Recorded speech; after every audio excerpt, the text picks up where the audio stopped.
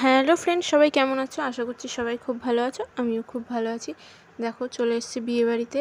তো বিয়েবাড়িতে এত ভিড় যে ভিডিও করতে পারিনি ঠিকঠাক করে। তো খাওয়ার এখানে দেখলাম একটু হালকা আছে, তো তার জন্য ভিডিওটা করছি।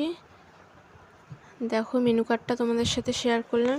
এবার পাতে পড়ে গেছে স্যালাড আর এগ টেবিল, তো সেটাই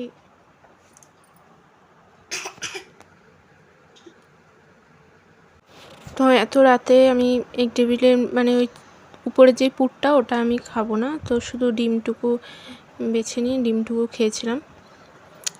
তো যাই হোক, এরপরে পাতে পড়ে গেল নান আর চানা মশলা। তো এটাও খুব ভালো হয়েছিল খেতে। তো নানটা আমি খাইনি, চানা মশলাটা অনেক সুন্দর হয়েছিল। নানটা আমি আমার বড়মশাইকে দিয়ে দিয়েছিলাম। তো তারপরে পড়ে গেল পাতে সাদা ভাত, আলুর চিপস, সঙ্গে আছে মাছের মাথা দিয়ে মানে মুড়ি ঘন্ট আর কি যেটাকে বলে, মাছের মাথা দিয়ে মুগের ডাল।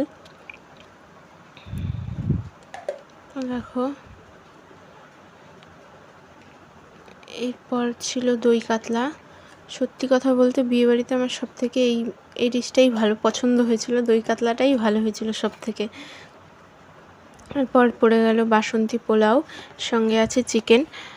তো চিকেন বাসন্তী পোলাও কম্বিনেশনটা ভালো, কিন্তু আমার দই কাতলাটাই কেন জানি না সেই বিয়েবাড়িতে ভালো, মানে ওই বিয়েবাড়িটাতে আমার দই কাতলাটাই বেস্ট লেগেছিলো।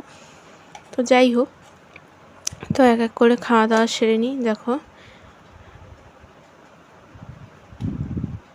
এরপরে পাতে পড়ে গেল চাটনি পাঁপড়। খুব তাড়াতাড়ি দিচ্ছিলো, মানে খাওয়া শেষ করতে পারি না, এক একটা চলে আসছিলো।